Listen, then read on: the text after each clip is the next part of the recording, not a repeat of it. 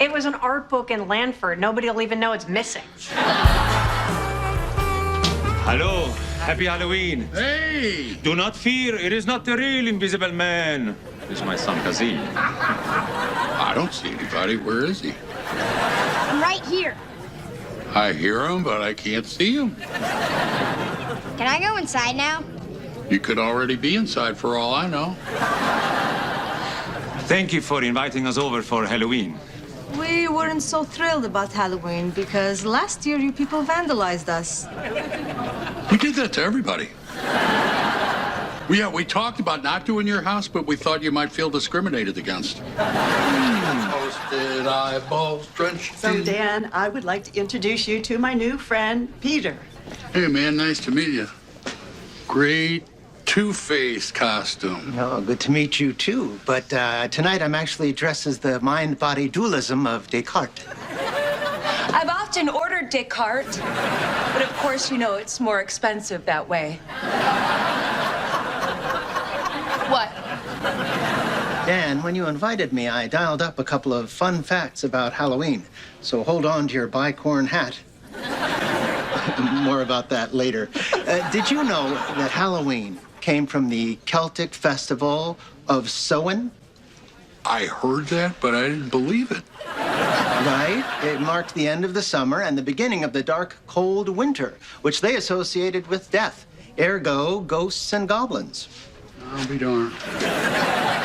Well, we got Jell-O with eyeballs in the fridge and beer if you want it. And Peter has a master's in medieval culture, among other things. Tell him the best part, honey. Oh, it gets better, honey? Repeating a word that was said before. Funny. But the best part is that the Celts believed that the boundaries between the world of the living and of the dead were blurred on that day. So they wore costumes to fool the demons, thus avoiding being dragged to hell. Amazing. I could listen to this man talk for hours. And I could let you. There's got to be kids at the door. Maybe the bell's on the fritz.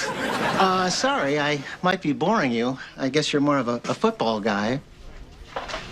Yeah, that's me, Joe Lunchpail. I read a book once, but it was a comic book. I finished her, though. Comic books have a very storied history.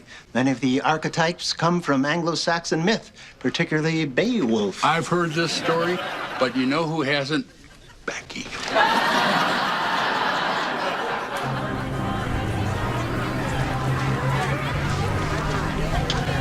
Ah, and what are you?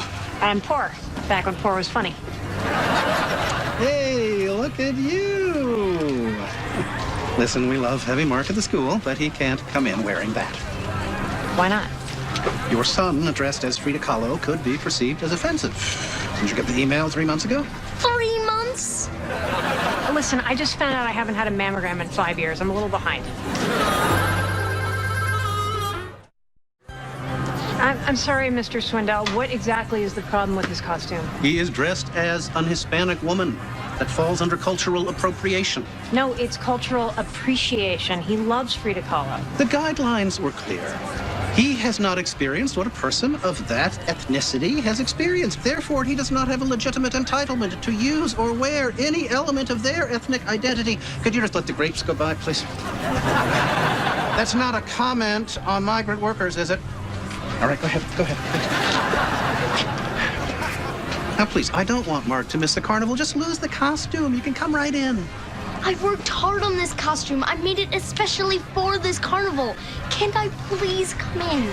Listen, I get what the rule is for. I really do. But sometimes the good intention of the rule gets taken a little far, don't you think? Why don't you grow a pair, Mr. Swindell? That's right, I came up with that nickname 30 years ago. And start judging Mark on an individual basis instead of lumping him into some category on a list. Okay, we just want to go in there and spend $10, which I do not have, on the ring toss so I can win a goldfish that will die in my car. Or we can stand here and continue traumatizing my child, which I know I'm not helping by yelling at you. I know about the nickname, Darlene. But I'm sorry. Rules are rules. And by the way, don't you still owe us money for the field trip?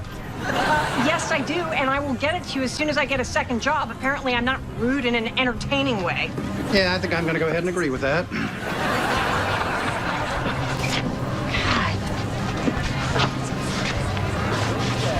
I'm sorry I yelled at your principal. I mean, that is not the kind of example I want to set for you.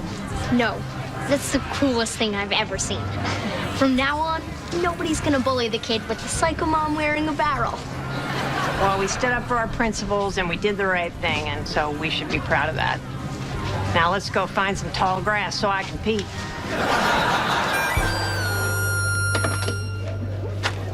Aw, aren't you a cute princess? Cheat. Uh-oh. I see you have a king-size candy bar. Caught this just in time. These are full of cooties. I'll throw that out for you.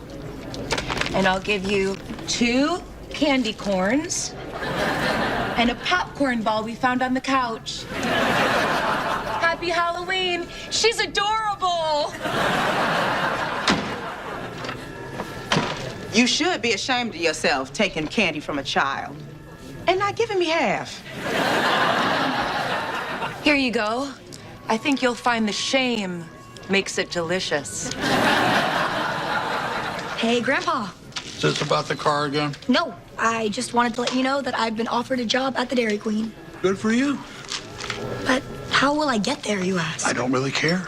Well, since you brought up the car, let's talk about it. I can pay for insurance and gas.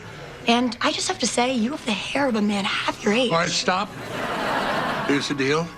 You're gonna drive me to work for a month with me screaming in your face every day. When I'm sure you're not gonna hurt anyone, you can use the car. Yes, thank you. I will do my best not to kill you. Why are you being so hard on her? I don't want to wreck in the car. Why are you worried? Just put on your insurance. I'm on there. Yeah, sure you are. Well, Well, what? come on. What do you think about Peter? He's nice. Nice. That's it? Before I had my sister around to vet my boyfriends and tell me if I was making a huge mistake, can you do a little of that? Just be honest? Well, he does seem to know a lot, and he's not shy about sharing it. Okay, that's fair. What else? Well, he's the kind of guy that even though you haven't spent much time with him, it feels like you spent a lot of time with him. Sure. That's it. So that's all you got. I just want you to be honest, really dig deep, really find some flaws. Roseanne would tell me how she felt, and I'd blow up at her for meddling, but I'd hear it. I get it. All right.